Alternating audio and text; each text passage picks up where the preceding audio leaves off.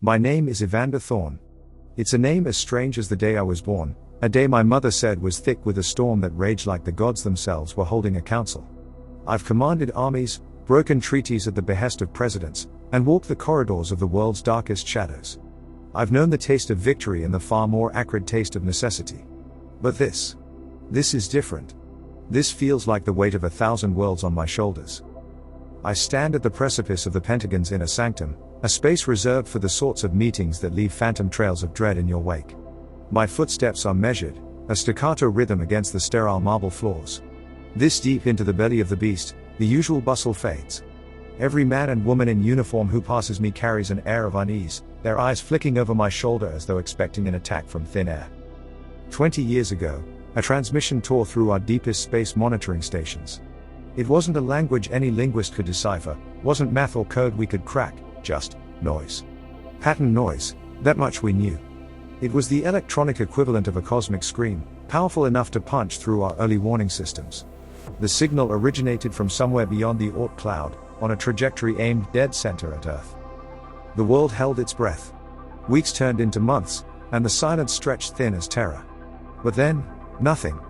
The signal just stopped. We were plunged from simmering panic back into confusion. Was it a natural phenomenon? Sentient interference? A test? Or a warning? Theories bloomed like toxic weeds. Paranoia gnawed at alliances, and in the shadows, I was tasked with a burden no soldier truly wishes to bear, preparing humanity for a war amongst the stars. It was the ultimate ghost story, whispered down the decades. Every few years, the signal roared back to life for a terrifying interlude, then vanished. Every time, it grew stronger. Project Vanguard was my answer. Born in the deepest black-budget recesses of government, it was everything I hated and everything I believed in, wrapped in impossible contradictions. A secret army. Soldiers trained since childhood, orphans, misfits, the overlooked, and the brilliant, all honed and shaped into warriors fit to fight a threat we couldn't properly comprehend. We built a training facility, an entire hidden fortress carved beneath the earth somewhere in the harsh beauty of the American Southwest. There, they were forged. Biology, weaponry, tactics, all the trappings of conventional combat were just the opening stanza. They dived into xenolinguistics, quantum physics, theoretical mathematics, anything that might give them an edge against the unknown. I became their general, their father figure, and some days, the monster who haunted their nightmares. The world went about its petty squabbles and technological leaps, utterly oblivious to the shadow war unfolding beneath their feet. But the whispers grew louder. Each time that signal blistered through the void, the intervals shortened. The unseen enemy was getting closer. Now, here I stand, older and wearier than any man has the right to be. My reflection in the polished floor is that of a stranger. There's iron in my hair, lines carved deep into my face like trenches. Power suits never sat well on me, but protocol is a god I've learned to grudgingly serve. The chamber doors whisper open. Inside, the Joint Chiefs of Staff and the President await. No smiles grace their faces. This isn't the usual pomp and ego-stroking performance.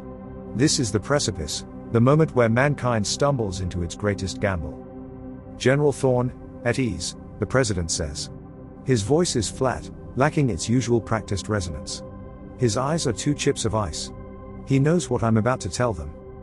I nod, the barest incline of my head. Mr. President, sirs. Our latest projections on the trajectory of the signal. It's not good news. The words taste like ash in my mouth. A ripple of unease rustles through the seated dignitaries. I forge on, my voice hard. We were wrong. Our previous estimate had the signal's point of origin intersecting our solar system near Jupiter, but I clear my throat, the muscles tensing, but it's faster than we calculated. A lot faster. How much faster, General? This from the chairman of the Joint Chiefs, a grizzled Navy man who'd seen more years on the waves than anyone at that table. I meet his eyes. Best estimate has the point of origin reaching the asteroid belt in less than 18 months. They'll be in our backyard, I say it bluntly. There's no point sugaring the poison. Silence, then an explosion of chaos. Generals bark questions. Analysts throw up hastily calculated figures. Panic gnaws at the edges of their composure. The President, face ashen, attempts to restore order, but it's a futile gesture. The room is a beehive upended, buzzing with a mad, terrified energy. I stand apart from the storm, an island of granite stillness. For all the years poured into this, all the sacrifices made, it still isn't enough. It never was going to be. A hand falls on my shoulder and the whirlwind cuts out. I turn to face the Secretary of Defense, one of the few in this room I count as something bordering on a friend. Evander, how ready are they? His voice is low, almost too quiet to be heard over the din. I stare into his aged eyes and see the reflection of my own dread. They are soldiers, Robert. They'll fight. Whether it makes a damn lick of difference. My voice trails off. And the others? He doesn't need to complete the question. I understand his hesitation. Over 2 decades, Vanguard wasn't just about creating the perfect fighters. We dipped into far more dangerous territory. Genetic manipulation, cybernetic augmentation. We made monsters, praying they'd be our salvation. There's a darkness hanging in the space between us, a question of just how far we were willing to warp humanity to survive. I nod grimly. Untested. And sir, with all due respect, unleashing them without knowing what they're truly capable of. He cuts me off with a raised hand. The world may no longer care about due respect come dawn, General. We're running out of options. It's not just the tech, Robert. It's... I struggle, then force the words out. They're young. Scarcely into adulthood. We asked them to carry the stars on their shoulders. We took their childhood. Do we now condemn their very souls? His jaw tightens, but compassion wars with desperation in his gaze. Son, none of us ever wanted this. But I'll be damned if I watch the world burn without throwing every weapon we have at the abyss. My own resolve solidifies. Then we have a war to win. I leave the chaos behind, my footsteps brisk now, my purpose a honed blade. My soldiers, my children, have been preparing for a war that might never come. Turns out, the war is at our doorstep. It's time to find out what we forged in the darkness. The training facility isn't merely a hidden base, it's a world unto itself. A subterranean labyrinth carved out of rock and ambition. It smells of ozone and sweat, of recycled air, and the underlying tang of fear. I arrive not as a general this time, but as the returning specter of their demanding, relentless taskmaster. No fanfare, no salutes. Word will have spread of my arrival faster than any official announcement. News travels with uncanny speed beneath these hardened layers of earth. Vanguard possesses its own ecosystem, a brutal self-contained loop. Classrooms hum with theoretical conundrums. Massive training bays echo with the roar of weapons fire, both familiar and unnervingly alien. Med bays lie in pristine readiness, stocked to deal with every battlefield injury from the mundane to the monstrously experimental. But it's in the housing blocks, those barracks hewn from the unyielding stone, where the true heart of the project beats. Here, in these austere, almost monastic cells, my soldiers live and breathe. I know each face, though a seasoned soldier would struggle to differentiate them. Uniformity was a key part of our macabre endeavor. Identical buzz cuts. Uniforms stripped of any individuality. Even their names, once commonplace, were replaced by stark alphanumeric designations. I was stripping them of softness, making them interchangeable, expendable. And yet, it was impossible to truly erase the flicker of individual spirit in their eyes. That was their strength, and perhaps our secret weapon. I walk the shadowed corridors, a silent sentinel. They know I'm here. There's a tension in the air, a thrumming anticipation. My presence slices away the pretense of youthful routine. They move faster, spar harder, study with an almost frantic intensity. Fear, yes, but not a simple fear of me. There's an edge here, a desperate hunger. They know the noose is tightening. The training bay is my usual first stop.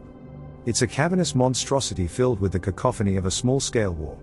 Gunfire crackles in complex patterns. Simulated explosions throw up gouts of artificial dust.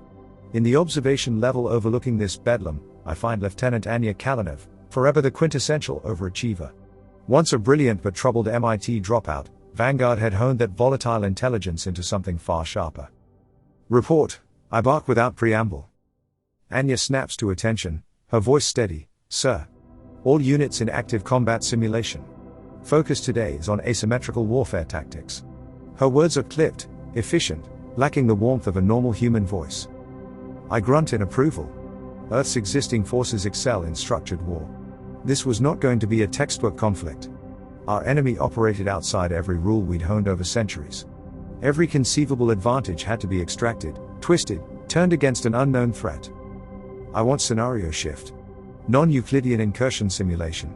Designate units Delta through Sigma for live fire. My orders are a whip crack against the symphony of destruction.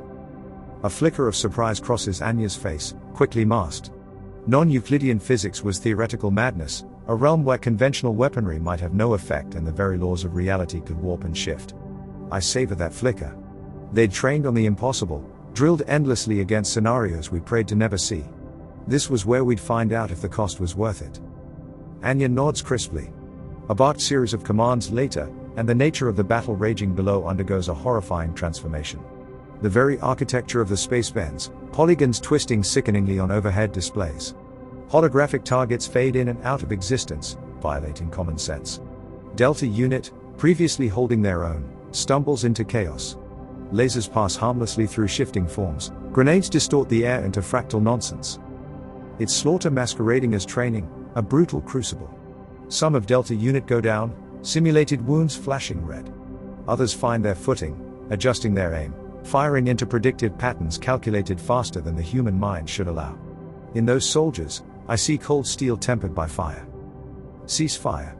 My voice booms out. The carnage below stutters to a halt. The wounded are tended to, the dead dragged unceremoniously from the field. Delta Unit, debrief. Shaken but unbowed, they line up before me. A few meet my eye with defiance, but most carry the haunted 1,000-yard stare of those who've brushed against the truly alien. That was pathetic, I snarl, and it's not entirely an act. Fear makes soldiers predictable, and predictable means dead. You fought like cornered animals. Where's the strategy, the adaptability? D432, a tall girl with skin the color of midnight and eyes that burn with a ferocious intensity, steps forward. Sir, with respect, the scenario itself defied tactical consistency. The universe doesn't give a damn about your consistency, soldier. Our enemy won't fight fair, won't fight clean. If you can't beat the impossible, you die, and Earth burns. My voice rises, echoing in the vast chamber. The silence afterwards is thick. One by one, they meet my gaze. I refuse to look away. This is why we were here, why they were here. Not just to break the rules of soldiering, but the rules of reality itself. Hours turn into a blur. Each unit put through the grinder, each scenario more twisted than the last. I watch as strategies adapt, as bodies move with unnatural speed and precision, as fear is mastered and repurposed into razor-sharp intellect. This isn't an army. It's a weapon, honed against all reason, waiting to be unsheathed. Finally, there's one group left. The aberrations, the ones we kept segregated even further down in the depths. These aren't just enhanced soldiers, they are barely human at all. The medbay doors slide open with a pneumatic hiss. It's always colder here, and the sterile lighting casts an unsettling pallor over the occupants. Each lies in a specialized containment pod. The modifications done to them are both awe-inspiring and abhorrent. A-22, the one they call Switch, is capable of short-range teleportation. Subject M17's psionic potential is still erratic, but we've seen her crumple tank armor with her mind. My stomach churns with a familiar mix of dread and grim purpose. They are weapons. But are they still people? Status. I address Dr. Maya, the withered genius behind these monstrous alterations. She peers over a datapad, her brow furrowing. Physically stable. The neurosynaptic feedback from their last field test is concerning. I wouldn't push them further without more data. We don't have more time, Doctor, I remind her. The human mind wasn't built for this, General. Shoving superpowers into a skull isn't like upgrading a rifle. There's a coldness to her voice that rivals my own. They could break. Irreparably. I meet her gaze. We both know what that means. These aren't just super soldiers gone wrong, they'd be walking apocalypses. The price of our desperation might be an end we bring about all on our own. Ready them, I tell her. It's the order I wish with every fiber of my being I didn't have to give. It's deep into the night when I return to my quarters. It's as Spartan as a monk's cell, that parallel had crossed my mind more than once. There's no family photo here, no lover's memento, no softening reminders of the world I'd left behind. The only luxury is a window, a cruel rectangle showing me a sliver of desert sky impossibly studded with indifferent stars. The very stars my soldiers might die defending. Sleep is a treacherous thing, filled with the screams of the damned and equations that warp and dissolve back into the signal. But it's not the signal that wakes me with a heart pounding like a war drum. It's the silence. Down here, in the belly of the base, there's a constant hum, machinery, life support, the thrum of restless energy. Now it's dead quiet. No distant rumble of ventilation, no electronic whisper. Even the ever-present desert wind seems to have fallen still. I'm out the door before fear has a chance to solidify. The corridor lights flicker, then die, plunging me into a darkness so absolute it feels smothering.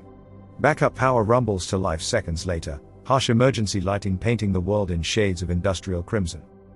Alarms begin blaring. The base is coming alive, but in the chaotic chorus of panic, not military precision. It echoes in my bones, this new symphony of terror. We've never been breached, not once in 20 long years. Then the screaming starts. The emergency lights bleed crimson across a scene of calculated carnage. Bodies lie in broken heaps, not the frenzy of a berserker, but the careful work of something far more chilling. Among the fallen, I find B-95, his youthful brilliance extinguished, his body warped into a cruel joke. Anya's face mirrors my own dread. Behind her, the containment pods of the specials stand open, their occupants vanished into the facility's depths. This isn't an attack, it's a rebellion from within. My God, she whispers, were they always this strong? Get to the surface, I order, the words metallic on my tongue. Send a signal if there's anything left to send. Anya hesitates, the soldier at war with her humanity. But she knows the order, the grim calculus of war. A nod, and she's gone, leaving me alone with the ghosts. The elevator doors close, and I descend into a monstrous silence. Every instinct screams to turn back, but it's not just the unknown that drives me onward. I need to understand. Need to see the monster we built for ourselves. In the darkness, the only guide is a trail of glowing fluid, otherworldly and vile. It leads me deeper, past scenes of unsettling precision. The violence here isn't rage, it's purposeful. Chilling implications bloom in the shadows. The air shifts, turning acrid with the ozone tang of misused power, and the trail ends at the reactor chamber. The heavy blast door hangs ajar, ripped from its hinges like a discarded child's toy. Beyond that threshold lies the answer, and likely my destruction. The tactical light cuts through the gloom. The reactor isn't just malfunctioning, it's been violated, torn and warped into a grotesque mockery of its purpose. At its center, bathed in sickly light, stands the impossible made flesh. The creature, it defies understanding. Limbs stretch and retract, too numerous, too fluid, and in place of a head, there's a pulsing cluster of bioluminescent orbs. M17? The name feels foreign in my mouth. Its focus is fixed on the mangled vanguard uniform clutched in its tendrils, but the orbs swivel as I speak, pinning me in place. A voice whispers in my mind, a dispassionate echo from a vast and terrible intellect. Curious. You are the origin point, yes?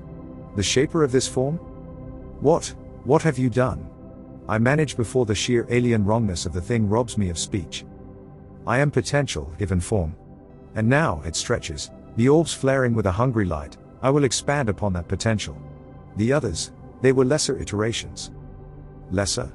My voice cracks, laced with desperate anger. They were soldiers you slaughtered. The thing that was once M17 regards me, a head tilt that is unsettlingly human for something so monstrous.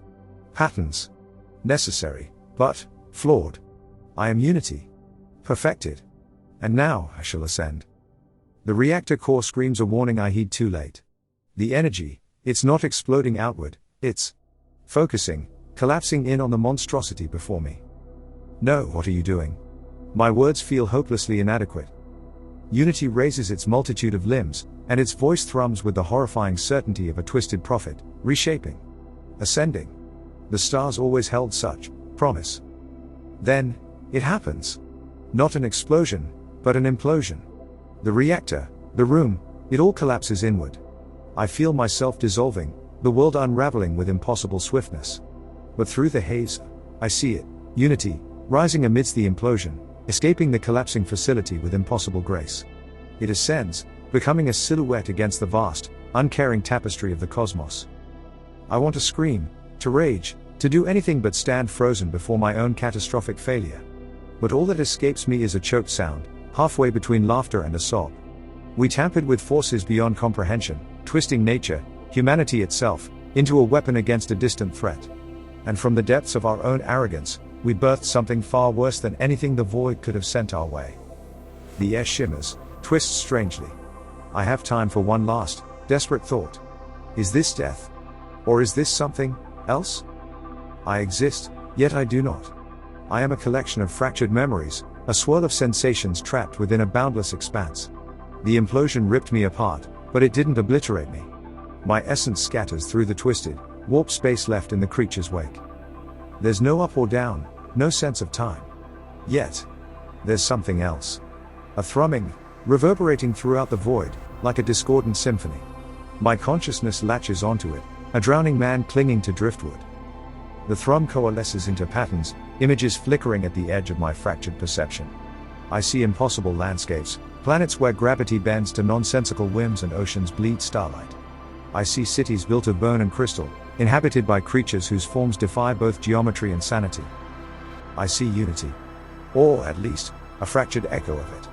It shifts, changes, not merely in physical form, but in the very nature of its being.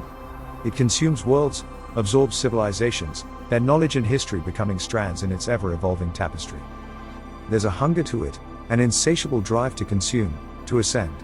It is no longer M17, the soldier augmented by our desperation. It has become a force unbound, a cosmic plague remaking the universe in its own grotesque image. And amidst the monstrous visions, I see threads of defiance. Flickers of rebellion, species uniting against the encroaching madness, their battles echoing in the vastness like distant thunder. But unity is a storm that consumes systems. The defiance falters, then fades. I glimpse their end, worlds twisted, minds shattered, all becoming part of unity's grand, horrific design. A chilling realization washes over me. Unity isn't a conquering warlord, nor is it a mindless destroyer. It is an architect, a twisted craftsman of an unknowable cosmic purpose. It seeks not death, but a monstrous form of creation, unity forced upon a screaming universe. The thought ignites a spark of defiance within the remnants of my being. I was a soldier. A destroyer, yes, but a protector first and foremost. If unity has ascended into a god, then I am all that remains to strike back, even as a fractured ghost adrift in this impossible void. My consciousness, a tattered, screaming thing, focuses on the echoes of those defiant worlds. Where there was organized resistance, there can be again. If I can find them, reach them, then perhaps the shattered pieces of a ruined general can be the catalyst for a new kind of rebellion. I reach across the impossible gulf, my essence snagging on echoes, on patterns. There's pain, disorientation, as I try to bridge the vast expanse separating me from any semblance of reality. But with each agonizing twist of my tattered being, the thrumming grows clearer, the signal stronger. There is a sliver of hope in this star-strewn madness. Where unity seeks to unify existence into a perverse mockery of order, I will find the strength to ignite the fires of rebellion. It will be a war fought on a cosmic canvas, not with armies and warships, but with the dying embers of fragmented minds. I am Evander Thorne, and I am not yet done. This shattered, impossible existence is my new battlefield. Unity may have shattered earthly armies, but the universe is a vast and terrible place. And perhaps in that vast, terrible wonder, lies a counter to this monstrous new god. The void is my prison and my sanctuary. Existence here is a constant tug-of-war between dissolution and defiance. The cosmic fabric left fractured by unity's ascension strains against my tattered consciousness. Each time I reach out, each time I try to solidify my presence amidst the echoes of defiant worlds, I risk further unraveling. Yet, to do nothing is to become nothing. My body, such as it is, becomes a tapestry woven of fractured memories. The roar of gunfire, Anya's determined face, the sterile scent of the medical bay, these wisps of my former life are all I have to anchor myself against the soul-shredding expanse. It's a flimsy shield, but it's all a ghost can wield. I drift amidst the wreckage of civilization swallowed by unity, a cosmic archaeologist sifting through the ruins of thought. Their resistance wasn't in vain, each dying world left a mark on the monster. I catalogue those imperfections, those discordant frequencies within unity's ever-evolving form. They are cracks where I might wedge my essence, a mote of defiance in the cosmic machine. Time has no meaning in this place, but I sense the slow, relentless spread of unity's dominion. The discordant symphony I followed grows louder, threaded with screams and the shattering resonance of dying systems. It's a race against a relentless tide. Then the echo shifts. A new resonance joins the cosmic chorus. It's thrumming with power, yet ragged, almost primitive. This isn't the unified, terrifying might of unity, but something older. Raw. I let go of the fading echoes of resistance, allowing myself to be pulled towards this new signal, a gambler casting his last chip on an unknown number. The void twists and warps around me, and suddenly, I'm not alone. I manifest amidst a maelstrom of pulsating energy and impossible geometry. Before me sprawls a landscape that defies all conventional physics. Crystal mountains rise from seas of mercury, gravity shifts from moment to moment, and the air shimmers with the distorted reflections of stars that shouldn't exist. And amidst this chaos stand figures at once familiar and grotesque. They are unmistakably human, yet twisted, elongated, limbs disproportionate, their eyes shimmering with a terrible, star-born light. But it's not this physical warping that sends a prickle of unease down my spine. It's the minds I sense, raw and exposed, screaming not in terror, but a strange, alien ecstasy. The origin point returns. A voice rings out, 100 voices layered upon each other, some human, some, undeniably not. The figures shift, focus falling upon my fractured form. Welcome to the edge of all things, shattered one. One of the figures, a woman stretched so impossibly tall she seems to touch the writhing sky, steps forward. I recognize her broken features, the once brilliant mind ravaged and remade. Anya. Evander? Her voice is laced with sorrow, a horrifying joy. You shouldn't be here. Unity. It'll find you. It doesn't matter, I counter, my voice a mere whisper against the cacophony of this place. I learned from it. Unity seeks dominion, control. It has cracks, weaknesses. A chorus of laughter, a chilling aria of fractured minds, echoes around me. Weaknesses. Another figure lurches forth, a patchwork thing of fused bodies, multiple eyes glinting madly. Unity embodies the end of weakness. It brings perfection. Perfection? I manage a bitter laugh. Tell that to the worlds it consumed, the minds it shattered. Sacrifice is necessary for ascension. Anya retorts, her voice taking on a frantic edge. Can't you see? We've communed with the edge of the cosmos. We've seen beyond the veil. It's beautiful. She throws her arms wide, and the landscape shimmers in response, revealing a horrifying tapestry of worlds contorted into obscene parodies of creation. Then it hits me, a wave of disorienting nausea mixed with stark realization. They aren't resisting unity. They are its heralds, the first of the remade. Not conquered, but converted. The signal that drew me here, that raw power, it wasn't defiance, but the echoes of unity's own alien will bleeding through. My presence here is a mistake, a catastrophic one. If I linger, my remaining self will be subsumed, twisted into another warped prophet of this cosmic horror. I need to escape, warn what's left of the true resistance. Focusing the last of my strength, I turn my essence away, wrenching myself back into the chaotic tide of the void. The mad laughter and ecstatic pleas of the transformed chase me like howling wraiths. I drift blindly, the cosmos a blur of pain and disorientation. Every instinct tells me this is the end, dissolution awaits, oblivion. But as my consciousness begins to unravel further, I catch a flicker, a discordant thrumming faintly familiar, yet tainted with desperation. It's another echo, not of unity, but of something older. A world cloaked in impossible shadows, its life signs primitive, barely registering against the cosmic chaos. In that faint blip on my tattered senses, I recognize something impossible, Earth. My ruined heart lurches with a desperate longing I thought forever extinguished. Is it a remnant? Did some fragment of humanity escape Unity's notice? Or is it a cruel trick of the warp space, a ghost signal from a world long dead? It doesn't matter. Hope, irrational and fragile, sparks within me. If Earth survives, even the merest sliver, then I must reach them. I must warn them of the transcendent horror birthed from our own arrogance. I am but a ghost of a man, a tattered echo of a general. But even ghosts can fight back, especially when everything they ever held dear is on the line. The cosmos is a symphony of pain. Each attempt to solidify on the echo of Earth tears at the fragile strands of my being. I exist as screaming whispers on the edge of oblivion. Each touch, each flickering vision, is a gamble, risking complete dissolution. But the alternative, becoming a mindless note in Unity's horrific harmony, is unthinkable. The signal from Earth was a beacon in the storm, but now it's a flickering candle amidst the cosmic maelstrom. It's not the unified pulse of ordered civilization, but fractured, chaotic, desperate. They haven't been consumed yet, but their time is running out. Unity is relentless, methodical. My first attempts to manifest are a disaster. I appear in a flicker of distorted energy, my words a maddened screeching in the minds of terrified hermits and embittered warlords.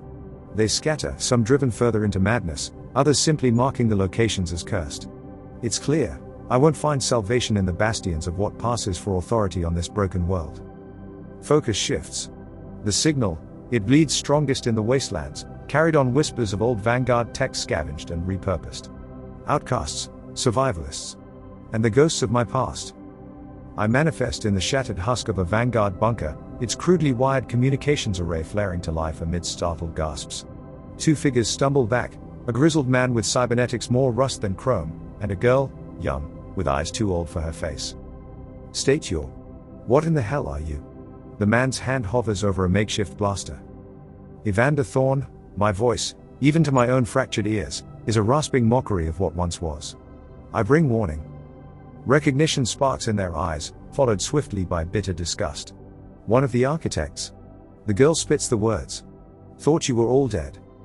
Most are, I manage, fighting to remain cohesive against the tide of their emotions.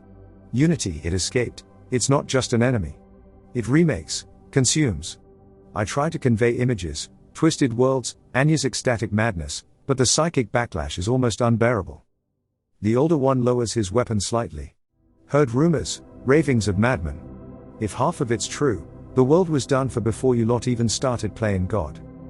He has a point, a bitter one. I know. And now I'm paying the price, I retort, tasting ashes that haven't been in my mouth for decades. But my past mistakes don't change the threat. Help me get the warning out, or everything that's left will be consumed too. Silence stretches. The girl stares at the crackling display, then at me. There's calculation there, the kind that doesn't bode well for trust. The man scoffs. Work with the devil that made us, is that it? Don't think so. He turns to go. Wait. Desperation makes the word a ragged plea. If not for me, for them. I weave a trembling image from my memories, the recruits, scared but strong, before it all went to hell. I owe them a chance we stole. They hesitate. Renegades don't live long by being trusting. But there's a flicker, recognition that even in a broken world, some debts demand payment. The old man grunts. Fine. You got one shot. Transmit whatever your ghost story is. Then we wipe this bunker clean, and you get the hell away from us. It's not the alliance I imagined, but then, saviors rarely come in the forms we expect. I focus, channeling the last of my strength into a psychic broadcast fueled by guilt and fear. The bunker shivers with the strain. I paint a picture of cosmic horror and a desperate plea for unity, not the kind the monster seeks, but one born of survival against an impossible foe. When it's done, I slump into non-existence, unsure if I reached anyone, or if my final act simply doomed them faster. But in the void that follows, amidst the echoes of my own dissolution, there's a flicker. Another transmission, ragged, defiant. It's a start. Maybe not an army rising, but the defiance of a scattered few. Perhaps, against all hope, from the ashes of my sins, a spark of resistance might yet ignite. The void is my prison, but the threads I've woven into the fabric of this shattered world are my lifeline. With each desperate transmission, each agonizing attempt to solidify my presence, I risk complete unraveling. Yet the alternative is to fade, to become another forgotten note in Unity's perverse symphony. My warnings are met with a chaotic mix of fear, disbelief, and bitter determination. The remnants of Earth are a fractured mirror of humanity, warlords clinging to their scraps of territory, scavenger crews seeking lost relics of Vanguard tech, isolated communities desperately trying to rebuild a semblance of normalcy. Whispers of my existence, of the ghost general turned prophet, spread like wildfire. I become a terrifying myth, a harbinger of doom to some, a desperate hope to others. It's a dangerous legend to carry. Unity does not ignore me. The void ripples with its growing displeasure.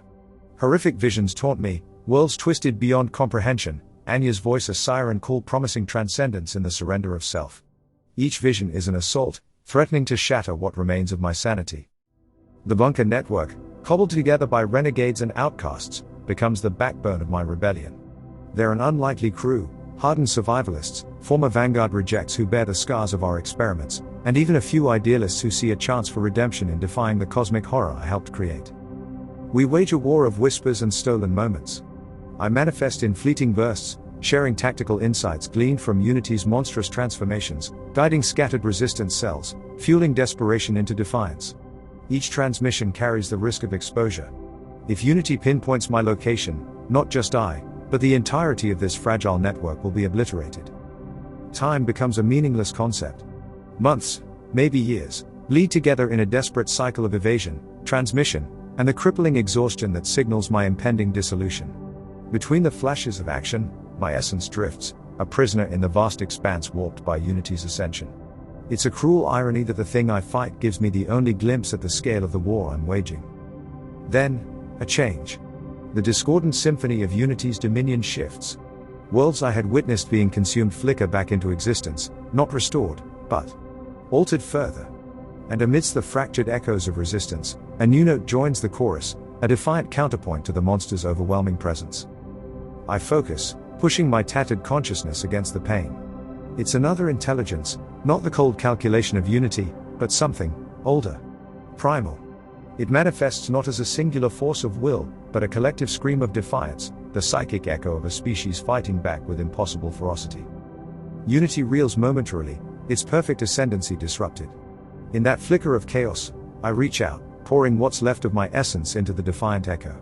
Images and impressions flood me, a world shrouded in mists, creatures that defy categorization, an entire civilization waging war with the teeth and claws of predators, and an underlying, undeniable sentience bound to their world with a ferocity that makes humanity look tame. The connection snaps. Unity, enraged, refocuses its terrible attention. My time is up. This final act of defiance is likely my undoing. I allow myself a twisted echo of a smile. At least I won't unravel alone. Let Unity tear me apart. Let it focus on my insignificant ghost while a far more dangerous rebellion takes form. The void surges around me, Unity's will a crushing force. But as I begin to dissolve, the echo remains, that defiant note in the cosmic symphony. It grows louder, joined by others. Not the last gasps of dying worlds, but the chorus of those yet unbroken.